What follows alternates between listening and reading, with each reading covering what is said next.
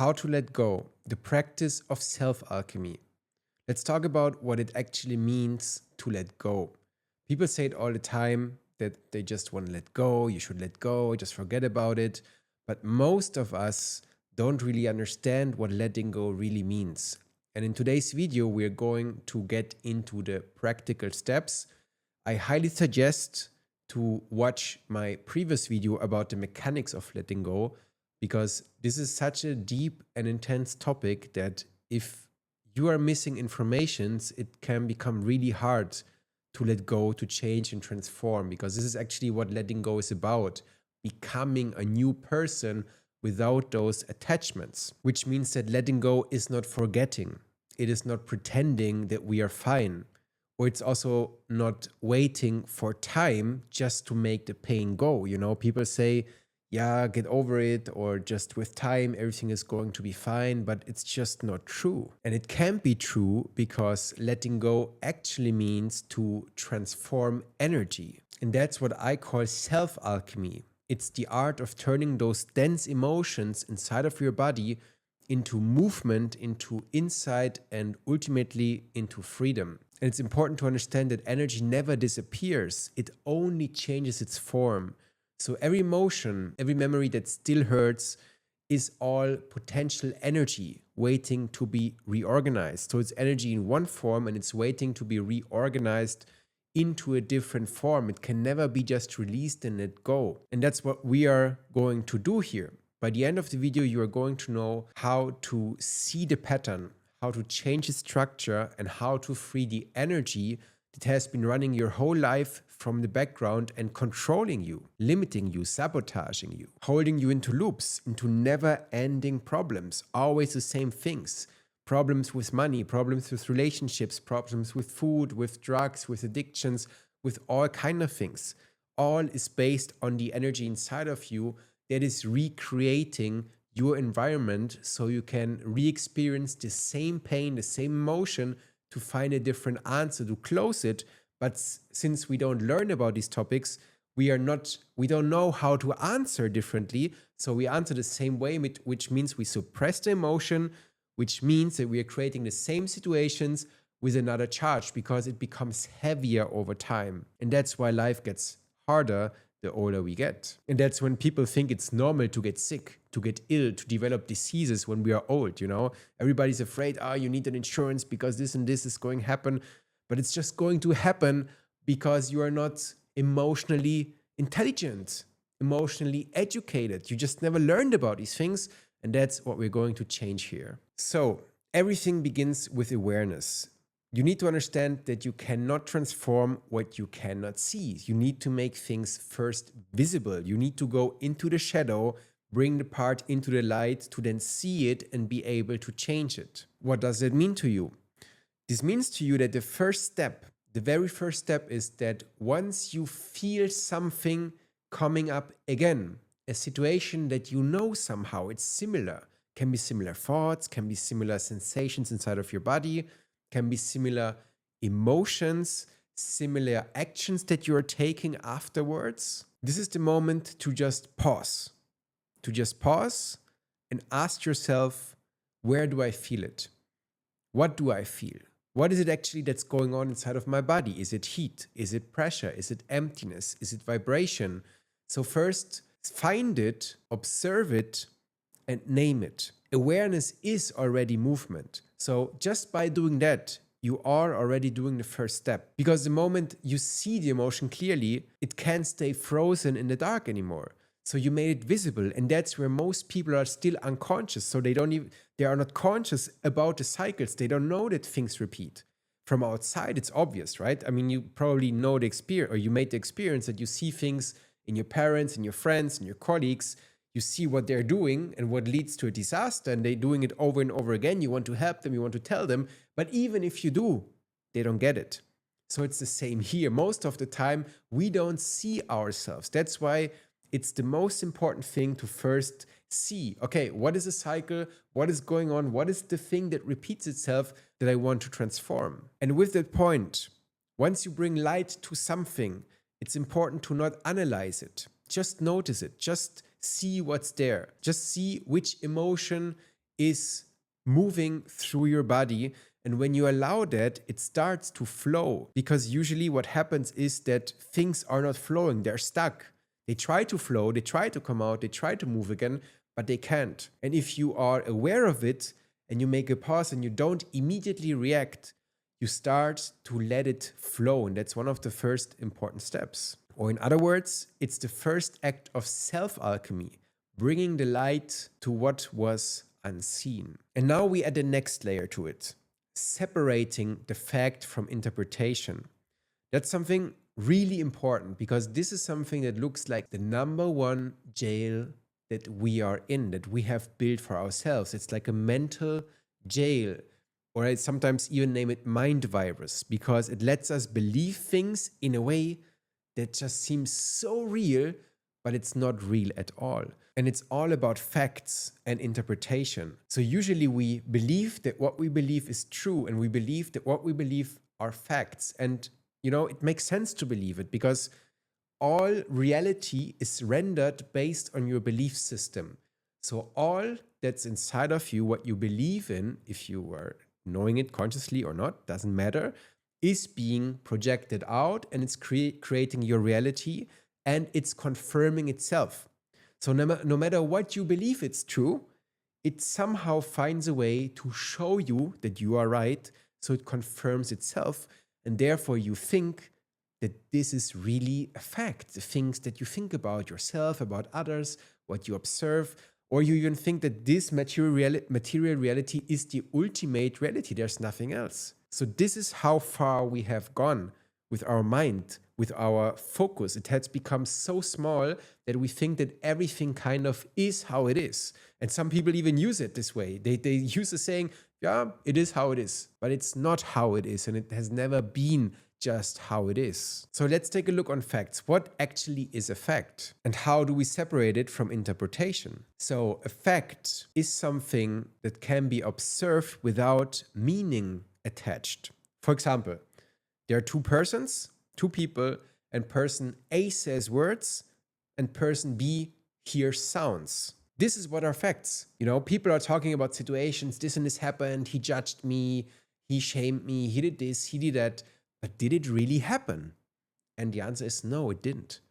That's what you observed. That's your interpretation. What really happened is there was a person, there was you, and something has been said. And the moment we call it, for example, criticism, we have already stepped into interpretation. So it's already over. When you believe that, there's no way to change it. And that's where most people stop, because they think, yes, it was like that. It was like that. But if it was like that and somebody judged you, criticized you, now you're the victim. And guess what? The victim has no power to change.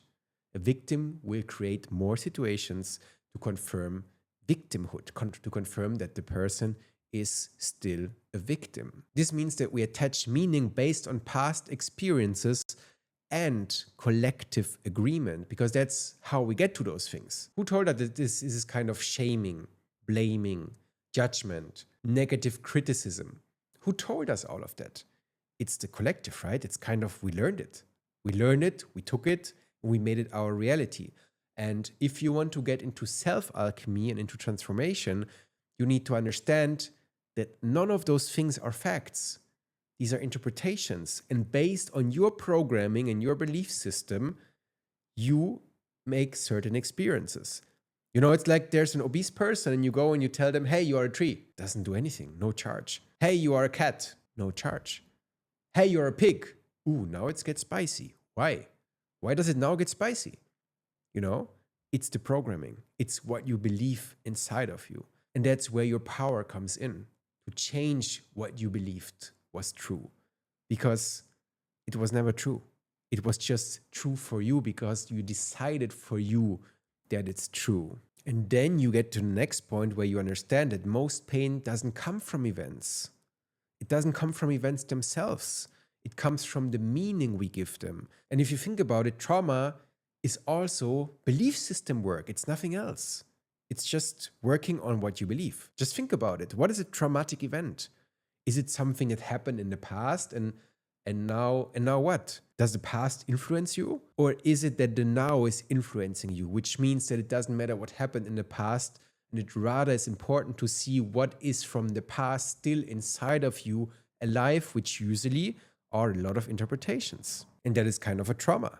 An emotion that never finished moving. It never stopped. It's always alive. It's always coming, creating the same situation, reenacting itself, bringing you into same situations. And the story that you tell yourself or tell others is never going to be updated. And if it's not being updated, you are stuck basically forever in that loop. And this is where self-alchemy comes into the game, because self-alchemy begins when we question even the shared labels, which means that you cannot just question what's going inside of you, but also the question, why do you think certain things? What do certain words even mean to you? How are you seeing the world, and why is it that you are seeing it that way? And then we get to the question that we are asking ourselves, what really happened? What is it that it really happened in that moment that I'm still in a situation? What is it that it really was? Not what I interpreted. What is it that it really was? And then the question afterwards, of course, what is it that I decide it meant? Because it was always my decision. And if you now say, no, it was never my decision. It was just happened. I cannot do it. I didn't decide it. Then again, you're in the victimhood. You are now the victim, and the victim does what? Creating more victim stuff. So that needs to be changed. So you need to take it back. You need to claim back your power. You need to take it in your own hands and see that you have created it. You have created everything for whatever reason. And if you do that, you have the chance to work with it, transform it, and live a different life. You know, you basically are harnessing energy. You become stronger. It's like you're going to the gym, and those things that happened were just weights for you. It was resistance that you chose from another level that you cannot remember right now for a certain reason to get ready for your next task in life, for your next level. And that's where you're going right now, because now you're into these topics, now you're watching this video, now you're asking the questions, and you may be even open to see that it was always just you. And if we talk now about the victimhood, I think it's really important to say a few more words to it, because there's another layer that most people never question. The moment something hurts, the mind automatically asks, who is to blame? And the question seems absolutely logical, but it keeps us trapped in the same chemistry in the body. So, because the moment you look for guilt, energy just freezes. If someone else is guilty, you stay powerless. You are still the victim. If you're guilty, you stay in shame. Either way, no matter who it is, who is the guilty one, the loop continues. And this is what I call the victimhood dream. It's a dream of separation, a story where someone must lose so someone else can be right. It's the illusion that keeps energy locked in lower centers. And self-alchemy begins when we stop asking who is guilty and rather start asking, what is this showing to me about the pattern that I still carry? So you see, you're changing just the full perspective on the thing itself, from a like not just on the situation itself, but you're just thinking on a higher level completely differently if you're thinking like that. And when you then no longer need a villain, you step out of the victimhood dream.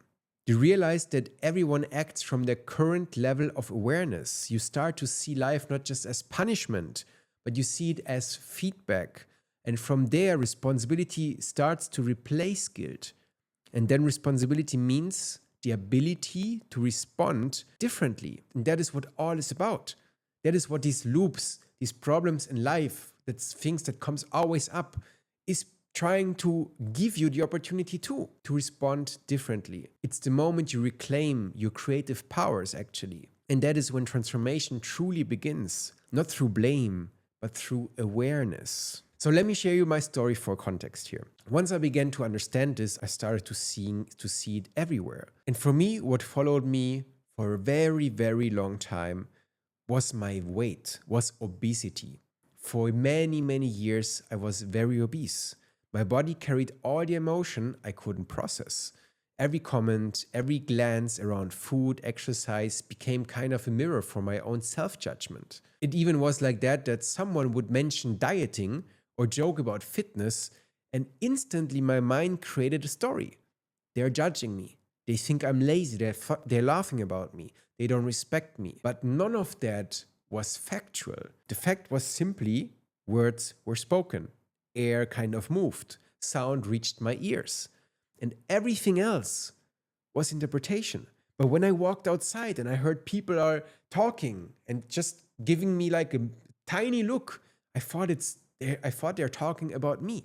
So I was always in the loop. And that interpretation created emotion, created shame, it created anger, it created frustration. The body, of course, then released hormones that I got addicted to. My chest tightened up, my breath shortened, and I wasn't reacting to the situation. I was reacting to my story about it. And the same loop repeated for years because the emotion inside of me was still unfinished. And the moment I began then to see that mechanic, it changed. Awareness kind of breaks the spell. When I realized that their words didn't define me, that they were simple just information in the field, the emotion lost power. You know, sometimes the other person is projecting their own suppression. Maybe conflict is how they feel alive again. Maybe they're recreating something they never resolved. And I didn't need to analyze them. I only needed to recognize that their behavior belonged to their system and not to mine. And because I didn't give them power over me, the charge dissolved.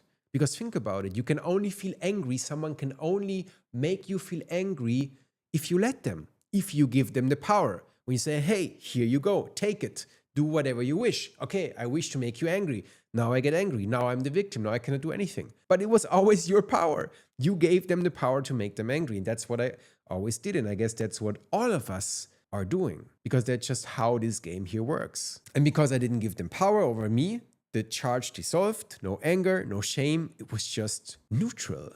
It didn't even got my focus at one point anymore. And that is what letting go actually feels like. The pattern just stops running as soon as the moment is being seen clearly. But oftentimes, one belief hides inside another. And that's another important concept to understand. Maybe it's good to think as boxes nested inside of boxes. So you have a box, and inside of the box, you have another box, you have another box, you have another box.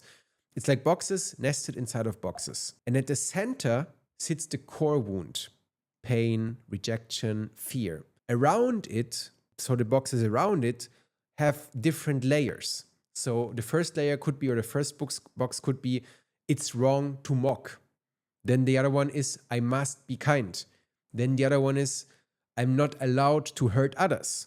Then the other one around is, I have to be perfect. And now when you try to heal the core, while the outer layers are untouched, you will see that the defense mechanisms will block the process. So you are not going to able to change actually, because once you try to look at one thing, the other comes and you don't isolate them, you don't take them out first, then the other will kind of rewrite whatever you're thinking, whatever you want to interpret differently. It's just not going to work. And that's the difficulty many people are struggling with. So then self-alchemy actually means opening the boxes one by one. You need to take the things first apart. Ask yourself, is this belief still true for who am I today? And you will see that each box you open releases energy that was locked inside. You don't discharge anything, you just kind of reorganize structure. And every belief is a container of energy. When you open the container, the energy becomes available again. And that's pretty interesting, because many people don't know what to do in life, are struggling with things, but they need discipline to get ahead in life, you know, to go to a gym, to work, to have an amazing relationship, to live an active lifestyle. And they don't have it because the energy is bound in those containers, in those negative charges in the body. And once you look at them, you ask the question, you look at from different, you give it different meaning, you will start to kind of release it, which means you change it so it's there, but it's kind of ready to be used for something else. And that's the amazing thing actually about self-alchemy and letting go and transmutation, or alchemy in general, that you kind of now can create something inside of you that makes you super powerful, and suddenly out of you were, I don't know, you think you were like that tiny thing, unimportant in this life, you become kind of gigantic, reaching all of those goals, having all of this amazing experiences in your life, living an extraordinary life just by releasing what never was real. Think about it. Okay, let's make it concrete now. We're going to write it down. Grab a notebook or a worksheet, pause the video whenever you need, scroll through the video whenever you need. Let's put it into practice so you get a clearer understanding of what we're doing here. Let's start with the first phase. The first phase, as I said, is to see the old pattern. So write down what happened. Write down a situation, any situation you want. It can be a situation from now, or it can be the first time when it happened. Because as we said, things are repeating itself over and over and over again. So basically, if you think about the struggle that you have nowadays, for example, you're ashamed of something, you can take the situation today, or you could think about the first time you remember that this happened and see it from there. But I think it's easier to start with the now, because the other one, I would suggest doing it with a professional, because they can guide you there. Alone, it can be tough, especially if you are new in this area. So let's just take a situation from today, a recent situation. What is it that happened that was negative? Describe only what's visible without interpretation. Just write down what happened. Now, write down how you felt, which emotions came up, which sensations, which feelings inside of your body did you feel? Where did you feel it inside of your body? And from 1 to 10, how strong was the intensity of that? The next point is write down what you thought about the other person involved in the situation in that moment. If you're done with that, write down what you thought about yourself in the moment. And remember, it's not always just one thing that you think about the other person or about yourself, or also emotions. It can be multiple. So write down everything you have. Take some time, take a few minutes, think about it, close your eyes, let it go deep inside and feel it from there, because we want to really make everything visible as good as we can. And if you're done writing down your thoughts about the other person, about yourself, then write down what is it that you did in that situation. So what was your action? And then the last point is the result. What is it that was the result out of all of that? So you did something after you experienced the situation and certain emotions. You now made visible what you thought, you remembered what you did, and what was the ultimate result. So again, maybe pause the video, be fully honest, and try to not to be too analytical. Just make the invisible visible. So now you see on a piece of paper exactly what happened, how you felt, what you thought, what you did, and what the result was, right? What you just did is you made something that was not fully visible, visible. And from this place, you have now the chance to transmute it into something completely different, into something that maybe blocked you before, into something that's empowering you now. Because before, for example, the ultimate action would have been eating sweets, because maybe that's what you always did. And the result then over time is you get sick, you get ill, you gain weight, you get, I don't know, other kind of negative outcomes by that. And if you can now change that, you will change your action, you will change your result, and over time, it will grow exponentially. It's like a gigantic feedback loop that you can create out of it now once you change it. So let's go to the second phase. Write down first, what is your desired outcome? Because now you can see what was your outcome there. What is it that you want to have differently? What is it that you want to have instead? And imagine you can have any outcome you want out of the situation. What would be the one you desire the most? Now we need to think something different about the other person. And that's probably one of the trickiest parts, because we think things like they want to hurt us, they want to be better than us, they want da da da da. So whatever we think creates usually negative emotions inside of us, because thoughts create emotions. Emotions lead to actions, actions lead to results, and then certain loops will be created, and we are looping our life through time. Loop, loop, loop, loop, loop. And if you now can understand that you don't have to be the victim, that you can have any outcome you want, and what you believed was never a fact, it was always something you chose to believe, then you can think about thoughts, about possibilities that can be beneficial to you, that wouldn't create anger, frustration inside of you. What would that be? How would that look like? And that's probably your biggest task now. Write down thoughts about the other person with a perspective that brings you peace and understanding. And again, remember, it doesn't matter what is true. It only matters what is true for you. In the next point, we are doing the same with yourself. Who do you become in this version? Look at your desired outcome. What kind of person are you? What is it that this person with this outcome thinks about him or herself? And that is what we need to do here. Because maybe before you thought, yes, he's right, I'm ugly, I'm obese, I don't look great, I'm stupid, and blah, blah, blah. Whatever it is. Maybe we thought that about us, okay? But now, what if you can think whatever you want? What if you were never right? What if you understand that this, what you thought about yourself, was an automatic form of self-sabotage? What if this was part of your mental jail? What if this was part of hell on earth that we are in right now as a collective? How would it be in heaven? What would you think if life would be perfect? And again, doesn't matter what is true. It only matters what is true for you. So choose the thoughts that empower yourself now.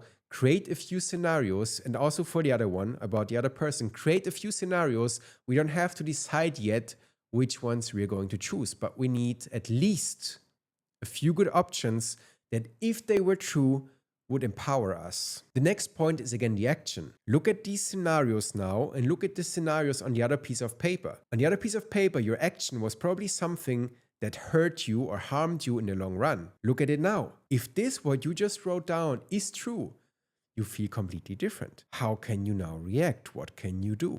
It would be totally different. Also there, write down a few scenarios and do the same for the result. Does the result then match your desired outcome? And if the answer is yes, then you just created something fantastic for your life that can change your life forever. And remember, this isn't fantasy, it's energetic recoding. The moment you're writing a new frame, your brain and your field begin to reorganize towards it. So if you have more questions, please let me know in the comments. Let's see how and if I can help you, because I understand sometimes these situations can be really difficult, especially to find answers in other scenarios, because again, we think so strictly, we think that this is so true, what we believed, and to give facts or to bring up different scenarios can be sometimes really, really difficult. But in the end, it's a skill.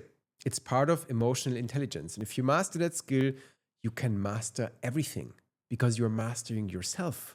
And then you realize mastering reality is actually self-mastery.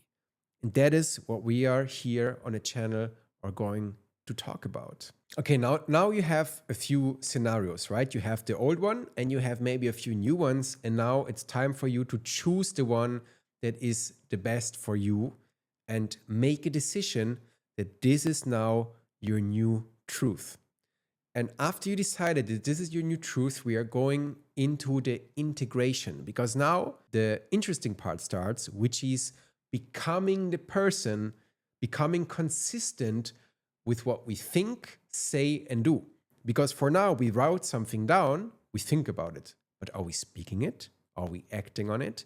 And that is the most important part, because many people are doing things, doing the mental work, but they don't bring it down into their bodies, they don't become it. And with that, all of this is kind of worthless. So that's what we see. People go years long to therapies, and nothing is going to change.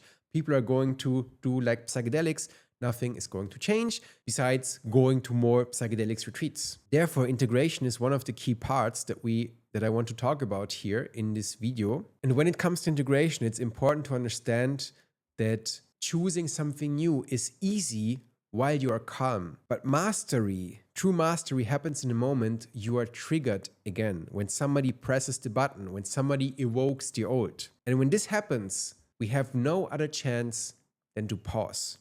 to inhale slowly, to exhale even longer, and then to remember the new interpretation, which means that it can make sense to have cards with you or a letter with you that you can take out. You can pause from the situation, take a few minutes, read through it, and remember. Because what happens usually is that we are starting to forget. This is how the programs protect themselves. This is how the programs that sabotage you, keep yourself down and weak, slow, low, will stay alive. And that's what you need to know. And if you know that, you can create mechanisms to remember yourself. For example, with such a note or a note in your phone, maybe even reminders during the day. And each time you do this, you teach your nervous system that safety and awareness can coexist. That's something new, right? And we all know repetition builds new wiring in our brains. That is how life, even physically, is changing. Like you can even measure it inside of your brain, the changes that you are creating from the mental plane. And don't forget that life will present the same scenario until energy is neutralized. And this doesn't happen because life wants to test you. It happens because resonance repeats until it is complete. And it is complete when you can answer differently. And here, what we did today in this video is to create a new answer. And that is your chance. But as long as we stay in the question, who's to blame, we stay tuned to the same frequency. The moment we move from guilt to responsibility, you will see that life stops repeating the same story. Life doesn't punish you. It mirrors your frequency until you change. I bet you heard it already. You don't get what you want, you get what you are. And what we did right now is to change actually who we are. That is the alchemy. It's like metal to gold. You become a new person based on that, because based on what you think about things, based on your interpretations and your belief system, you change your personality. And like Dr. Joe Dispenza says, your personality creates your personal reality. So let's talk about the final stage of alchemy. True letting go always ends in compassion. It always comes down to the same thing. It's not forced forgiveness. This is what being taught, right? Like as kids, as children, we do something, our parents tell, hey, go there and say sorry. And we say sorry. We never learned really how to say sorry. We never learned it. This is just all completely BS on how we are doing it. And that's by the way part of it, how we got here where we are right now.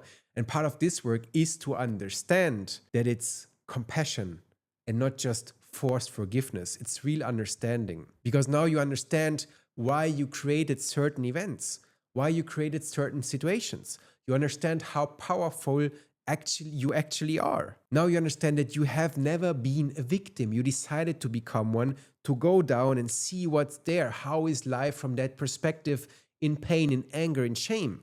And now you have to change to go up, to remember, to go back towards heaven, towards an amazing life that you always dreamed about. And when you see that others act from their own unconscious pain, you stop taking it personally. Their story is theirs. Your story is yours. When you understand that you don't even live in the same reality, just overlapping at some points, then you will see that they don't have power over you anymore, because you know it was never personal. They were acting it out. You were kind of there to help them do acting it out. It was kind of a system helping each other. And that is why compassion is actually the highest form of alchemy. It transforms separation into unity and heaviness into lightness. You know you've completed the process when you can think of the event and your body feels calm, maybe even grateful. The emotion has finally turned into energy you can now use for creation. And with that, let's summarize. Awareness, separation, reframing, regulation, remembering. And when you put it on paper, see the old pattern, create the new one, repeat it until it becomes natural. Letting go is not losing, it's reclaiming energy that used to be trapped in a story. Every time you practice, the past becomes fuel for your next creation. Keep observing, writing, breathing, and choosing new meaning. That's how emotion turns into freedom. That's the practice of self-alchemy.